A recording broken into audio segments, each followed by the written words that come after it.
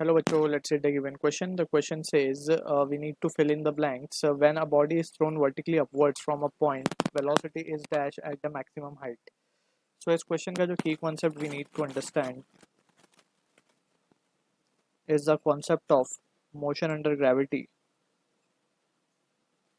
Motion under gravity. So इसके बारे में we have studied कि कोई object अगर means if we throw it in the upward direction, so यहाँ पे हम देख सकते हैं कि जो फोर्स है ड्यू टू दिस वेट या फिर ग्रेविटेशनल जो एक्सेलरेशन है that will be acting in the downward direction.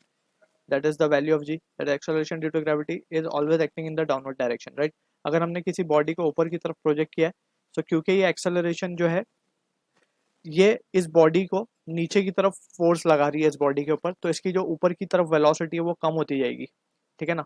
So we have already studied कि जब ये फाइनली अपनी मैक्सिमम हाइट पे रीच करेगा तो ये इस इंस्टेंट पे आके फाइनल वेलोसिटी इसकी क्या हो जाएगी, जीरो हो जाएगी.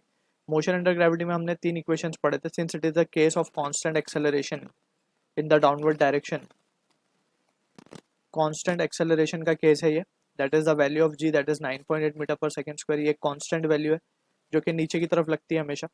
तो यहाँ पे हम देख सकते हैं जो कांस्टेंट एक्सेलरेशन में हमारे पास इक्वेशंस ऑफ मोशन है, 3 इक्वेशन ऑफ मोशन जो हमने पढ़े. v equals to u plus a t. Second is s is equals to u t plus half a t square. Third equation we have studied velocity time relation, that is v square equals to u square plus 2as. अब इसमें अगर हम ध्यान से देखें तो यहाँ पे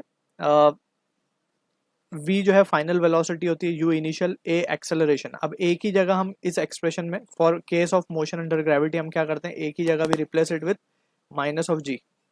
ठीक है ना. So that is what the difference is. अब यहाँ पे हम क्या देख सकते हैं कि जब हम इसको ऊपर की तरफ थ्रो करेंगे तो जब ये मैक्सिमम हाइट अपनी अटेन करेगा तो उसमें फाइनल वेलोसिटी क्या हो जाएगी. अगर हमने लेट्स से इसको u वेलोसिटी से ऊपर फेंका तो फाइनल वेलोसिटी जब ये अपनी हाइट मैक्सिमम अटेन कर लेगा तो final velocity will become zero. यानी कि point at maximum height the speed or the velocity will become zero. So this is the answer for the question. I hope you understood the solution. All the best.